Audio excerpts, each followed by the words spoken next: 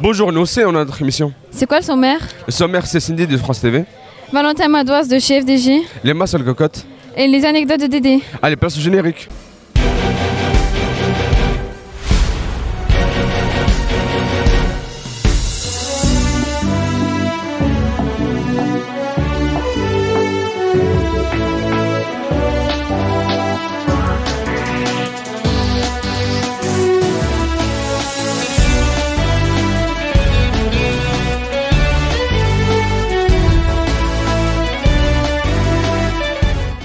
Oui, bonjour. Demain à 10h, c'est ça, chez France Bleu. Qu'est-ce que tu fais? Ok, attends une minute.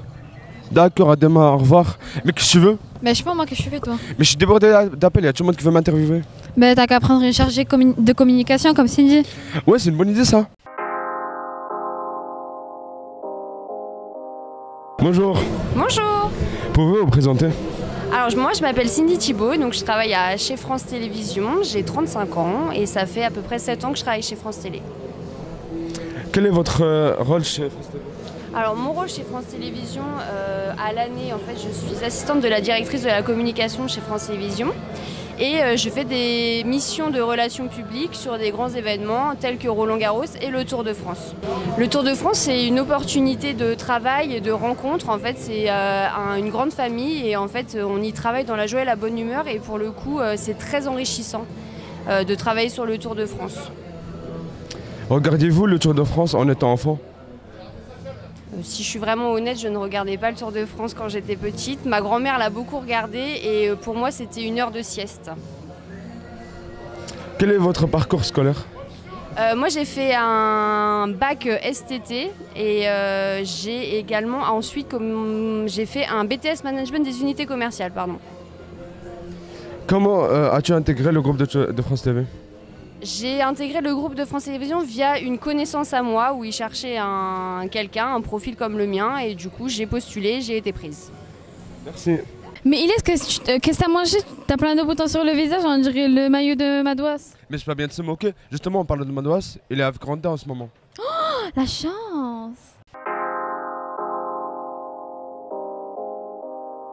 Bonjour, comment ça va? Bah ça va plutôt bien, pour l'instant ça va. On t'est très attaché à la Bretagne, décide de ne pas traverser ta région encore cette année?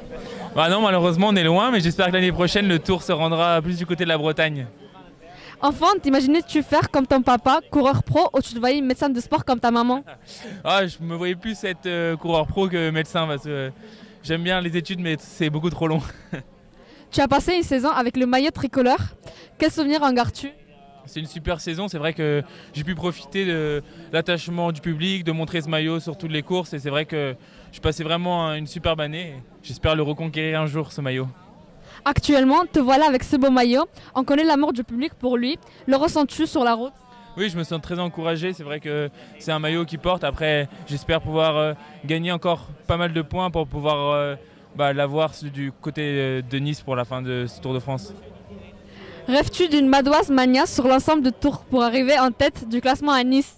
J'aimerais bien. On verra comment ça va se passer. Merci beaucoup. Merci. Oh mais aïe, qu'est-ce que tu fais?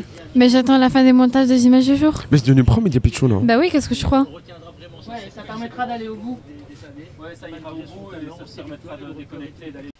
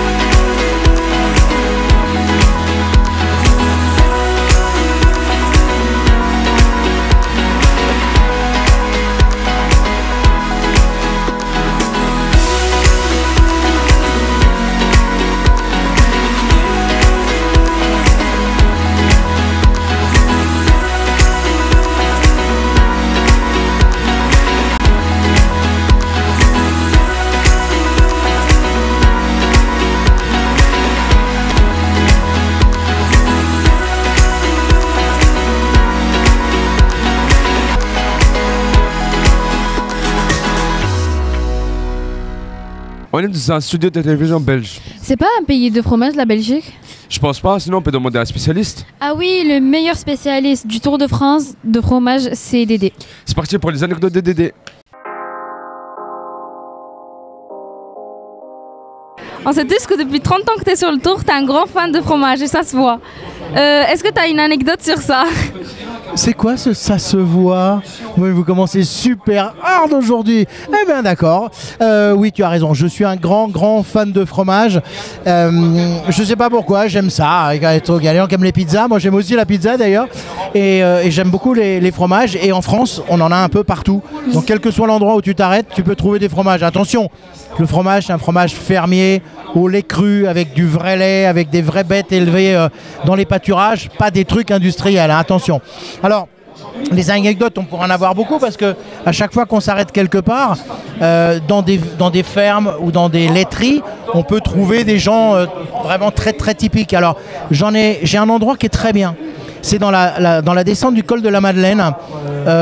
Quand on descend le col, sur le côté gauche, en descendant, il y a une espèce de porte en bois qui paye pas de mine. Ça ressemble à rien, mais il faut savoir que c'est. Et puis sur un vieux panneau, il y a marqué, c'est à moitié effacé, fromage. Tu t'arrêtes, tu gares la voiture, tu la colles bien parce que c'est pas très large à cet endroit-là. Tu frappes et si on t'ouvre, tu rentres dans un truc d'un autre temps. Le gars, il fait du fromage, il fait de la tome qui est exceptionnelle. Et c'est un truc. Alors, faut pas que les services de l'hygiène y mettent leur nez hein, parce que c'est dans son jus, hein, c'est un truc qui est vraiment couleur locale. Mais qu'est-ce que ça fait du bien de retrouver des vrais gens de terroir, des gens qui sont nature, des gens qui sont vraiment, c'est leur métier, c'est leur passion. Et puis le gars il se souvient de nous parce que bon là les voitures jaunes.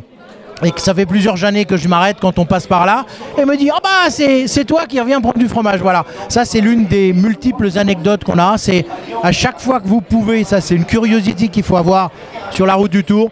Dès que vous pouvez vous arrêter dans des endroits où il y a des gens qui font du produit local, faites-le. Vous faites vivre les terroirs et vous faites du contact avec les gens. Et le Tour c'est aussi ça le contact. Merci. Oh là là, qu'est-ce que j'ai faim. Bon, on a qu'à cuisiner. Bah, il y a quoi comme spécialité ici? Le poulet à la crème au mori. Bah, à table alors. Bonjour à tous. Nous voilà de nouveau et aujourd'hui nous allons préparer un bon poulet à la crème au mori. Le poulet au mori est un plat délicieux et raffiné qui marie la tendreté du poulet avec le parfum délicat des moris. Ça donne envie. Tu me l'as bien vendu. On commence? Oui, allons-y. Pour la première étape, on blanchit les moris dans l'eau bouillante pendant 5 minutes. Ensuite, on fait dorer le poulet avec du beurre.